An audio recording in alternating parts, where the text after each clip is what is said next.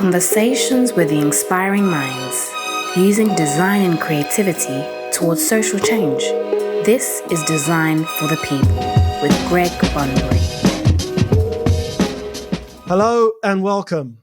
I'm Greg Bunbury. I'm the host, and on this show, I'll be speaking to designers, artists, creative thinkers, and activists who use their skills to tackle social issues, uplift communities, and change the world for the better. And joining me on today's episode is the super talented Nadina Ali. Nadina is a self-taught designer, originally from Marseille, France. She has 10 years combined experience in fashion design, product development, and graphic design. Her work has a strong focus on typography and colorful graphics and reflects her passionate viewpoints on social justice, sustainability, and inclusive business practices. I've had the good fortune to work with Nadina as part of our Black Outdoor Art initiative, and I can attest that, as her profile indicates, she does indeed drive positive change in everything she does. Nadina, welcome to the show. Thank you, and thanks for having me. That was a great intro. I feel like good. I'm ready for this now. That's it. Like, we're setting you up. I wondered if you could start by just sort of introducing your background a little bit as a self-taught creative. How did your design work around social justice and anti-racism begin? Well, I'm a Black Muslim immigrant working class woman, so it's very hard not to talk about social justice, to be honest, because that's been part of my life. That's been part of my life, my whole life, really. Growing up in a country that never really accepted people like me, because my parents are from Comoros, was like a French colony. So obviously they were immigrants in France. And there's always been this feeling of, if you're not white, you're not French enough. So you grow up feeling like you're part of a society that doesn't really accept you. And even for me growing up, I felt like I couldn't even call myself French because I wasn't proper French, because I wasn't white, basically. So that's always been something I've been aware of, like the colonial past of the country I was living in.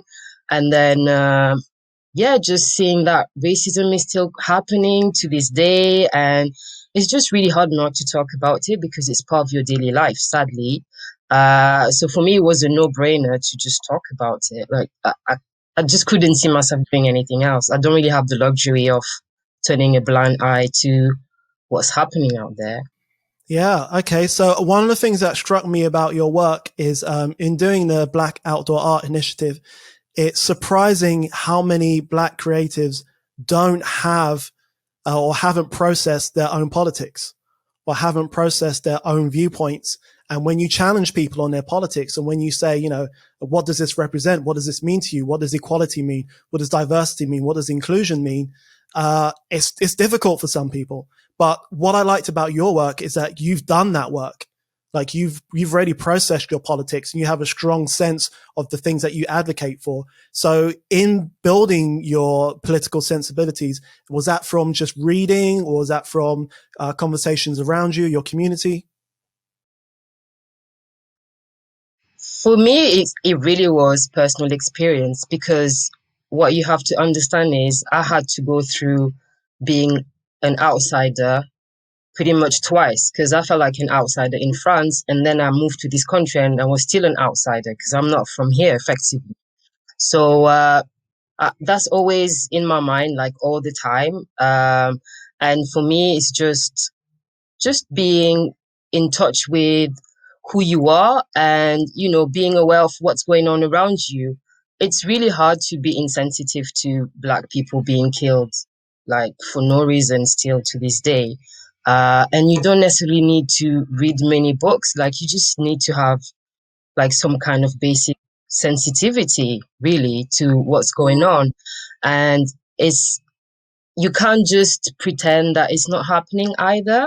I can understand that for some people it can be quite daunting to go there because I think a lot of people associate talking about these issues or speaking up about these issues with activism, but sometimes it's just about speaking up and calling out racism when you see it. You don't need to be an activist to do that. You just need to have a mouth. It's really not that hard. Like, it's not that hard. And I think once people realize that, I think some people are also scared to be called an activist. Like, it's still a scary thing for some people. But once you realize that you're just using your common sense and trying to do the right thing just by speaking up, then I think it just makes it a bit easier to process, I guess. For sure. One of the things that I talk about a lot is when people think of activism, they think of posters, they think of marches, and they think of protests. But activism can take many forms. So when we were in your intro, when we talk about inclusive business practices, activism might just be how you conduct yourself in your business and the kinds of companies you align yourself with, or the kinds of companies that you partner with. Activism might be using one printer over another printer, or using a more sustainable process over another. So is that something that you work into how you run your business? Yeah, I do, because working in fashion, which obviously has its own issues, I've always been very conscious about the issues around the environment, how fashion is damaging to the environment, and even to the people, how fashion exploits some people in certain part of the world just to make items. And so for me, for instance, sustainability has always been something that I really cared about. And for instance, I started doing clothing recently, and I'm using a sustainable printer. So they use organic cotton and they use water-based ink, and it's made in the UK. So I know that in terms of doing things right, they got all those boxes ticked. So sometimes it's just about making the right choices and realize that the choices you make are really important, that there's a lot of power in what choice you decide to make. Like, even as a consumer, um, who you decide to buy from is really important. Doing your research is really important, and making sure that you're not, you know, buying from people who, as I said before, exploit other people in the name of making a profit. Um, so it's just making more conscious choices, basically, and not just, you know, buy things for the sake of buying things. Yeah, of course, of course. I mean, this kind of leads me into my next question. When it comes to tackling social issues, or being more aware, or being activists in our business practices, do Black creatives have an obligation to be political? Should we be talking about issues, or is there space for, is it okay for some people to just not go there? I'd say Black creatives can do it, and it's good if they do it, because it will come from an honest place, from a place of they experienced it, so they know what it feels like, and they are in the best position to express how it feels and to provide solution to how we can tackle these issues. That said, I don't think there should be this expectation of, as a Black creative, we have to be activists. I really want to stress that we shouldn't feel obliged to do it. If we want to do it, that's fine, and that's commendable, but we shouldn't feel the pressure to be the social justice fighters, because effectively we've been social justice fighters by default for so many, centuries now.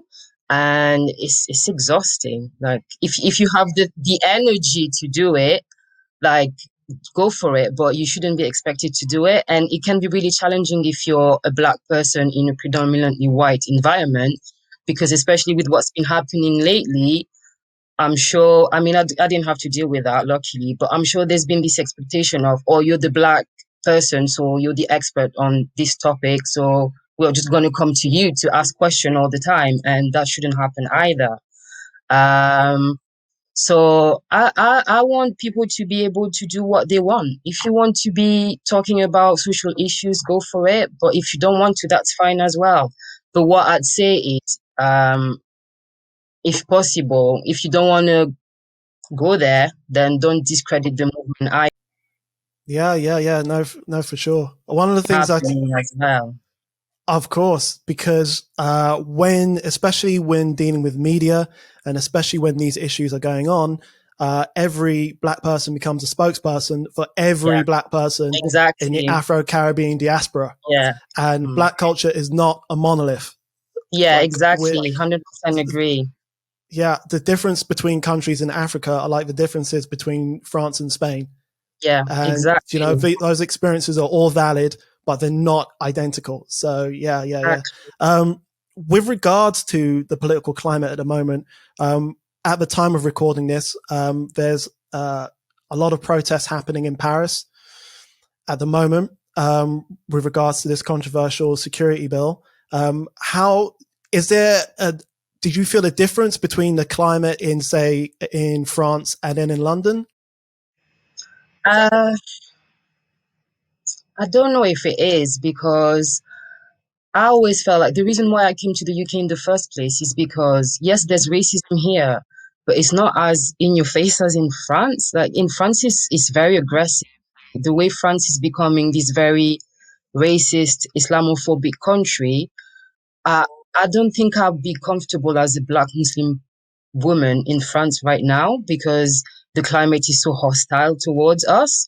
And I really feel like all these issues have been there for so long, but they've just been like pushed under the carpet, kind of. And the government has this tendency to act as if everything was fine, which can be really frustrating. So this is why people are going down the streets, because they're not heard, and they'll have to go down the street and say, we disagree with this, and this is not acceptable. And I find that France is really good at doing that. Like, people do go down the street to protest as soon as, you know, something they don't agree with, they'll take it to the streets, like, without thinking twice.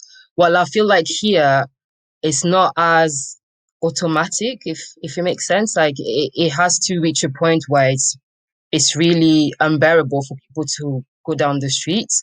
I feel like it's been happening a lot more recently with all the Black Lives Matter movement, but I feel like it's not in the culture to. Yeah, I think you're absolutely right. That Yeah. reservation. Yeah. It takes us a while to get that momentum to build up to, you know, that tipping point. So, I mean, with regards to that, you did a billboard for our Black Outdoor Art Initiative.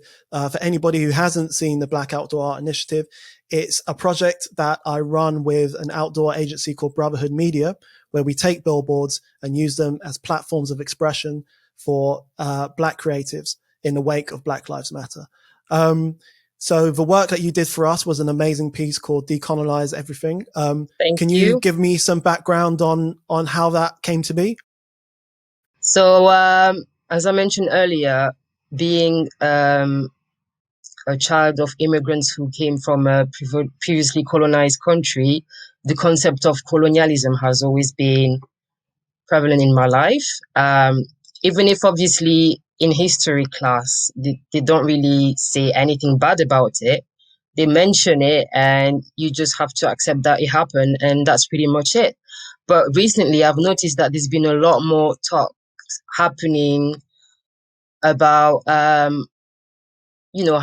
colonialism still has negative consequences to this day, and that we really need to make a conscious effort to decolonize pretty much everything. Like, in particular, the curriculum. I think there's this major issue about how history is portrayed in history book, when it tends to be through the white lens, if you want, and where things are portrayed in a way that puts white people in a good position, and make us look like we're always the one who needs to be schooled or civilized. And that's a colonial mindset. Like, this is how colonialism works. White people went to, like, foreign countries that they had no understanding of in terms of culture, or how they worked, and they decided that the way they lived was better.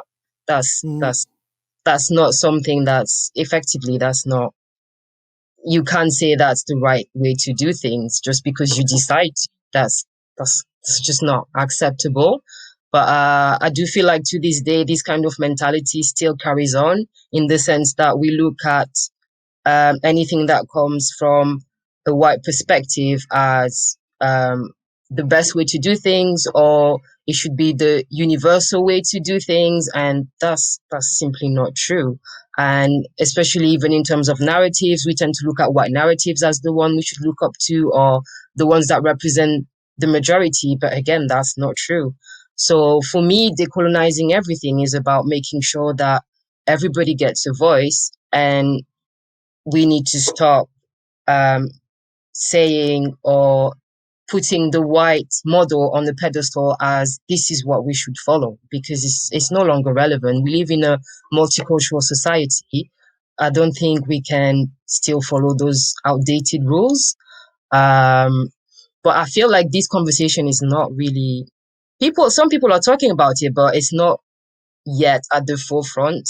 And I think this is part of fighting racism as well. That's something people need to understand. The moment we the moment we decide to stop putting everything white on the pedestal and appreciating that all cultures have something to bring to the table, then we can move forward. But until that happens, then we're just going to repeat the same mistakes that we've made in the past. Yeah, I hear that. I mean, I think what it is tackling systemic change. So, you kind of have these kind of soft power models where people think that fighting racism is about how many black people are on television or how many black athletes earn X amount of money. But when you start talking about challenging systemic racism, you talk about education, you talk about policing, we talk about the prison system, we talk about recruitment. When we start tackling these institutions, that's when it gets a little scary, and people are sometimes less willing to go there with regards to tackling things like education, as opposed to something like, how many black actors are in movies, so it's the harder fight. And I think that's because effectively you are threatening some people's privileges, and they can feel it. So that's why it's uncomfortable for them to not only acknowledge that they have to do that work, but just the idea of, I'm going to have to share my share of privilege with other people. I don't want to do that. Effectively, that's what they're saying. I think that's what people don't want to have that conversation. Like, challenging the status quo is really hard, because some people have been in position of power for a long time just because they happen to be white men. And that hasn't been challenged for a very long time. And now it's being challenged. Obviously, there's going to be some resistance, but this is why we have to do the work our end and just push as much as we can for this to change. Because they're not going to change it. Nope. They're not going to change it. No one can give you your change. Exactly. You have to take it. Yeah. What do you hope for your work? If you could achieve everything that you wanted to achieve with your work, what would be your ultimate goal? I want my work to reach as many people as possible, in terms of ensuring that these conversations happen in as many circles as possible. I don't want it to just be, I'm a black creative talking to black people. I want it to reach a wide audience. So, because at the end of the day, fighting racism is a collective effort. We have to do it because it affects us, but it's effectively, we didn't create this problem. White people did, so we can help, but at the end of the day, they have the power to do the change we need. And I think it just starts with having these conversations, and I'm hoping that my work will help make that work happen a bit faster. Like, if it's more visible, it'd be easier to challenge people mindsets more, because I think a lot of people are still set in their ways, and they easily turn a blind eye to these issues. So if it's out there and they walk past it, they can't just ignore it, because if they say it, then whatever happens, they will have to think about it. So that's what I really want to do with my work, just be in places where it's not necessarily expected. Yeah, well, I mean, your perspective is amazing. I love your work. I love the fact that you're not afraid to use color and life and vitality and energy into it. It's not somber. It's not sad. Yeah. It's joyful. Yeah. Yeah, so like, I really, really appreciate the stuff that you're doing, and I Thanks a lot. think we're going to see a lot more from you. Yeah, let's hope so. I think so as well, but yeah, let's hope so. As long as we're alive next year and the world doesn't end, I think so. Well, just got to keep it going. Where can people Yeah. find you? What's your tags? What's your Instagram? My Instagram is Nadina did this. That's where I'm the most active. So there's links there to my poster shop, clothing shop. And then I'm also on Twitter, not that active, but I'm in there. Nadina did this. And I think I'm on Facebook as well as Nadina did this. But yeah, if you put Nadina did this in Google, you'll find me definitely 100%. Okay, we'll include all those links in the show notes, and yeah, go and check out her work. At the time of this podcast airing, if you're in the East London area, you can see Nadina's billboard in Bethnal Green on Cambridge Heath Road. Nadina, thanks for joining me. It's been awesome. I really appreciate Thanks, Greg. you giving your time. And yeah, thanks to everybody for listening. And join me again next week where we have more conversations with those looking to change the world for better. Thank you. Thanks. Bye. You've been listening to Design for the People with Greg Bunbury.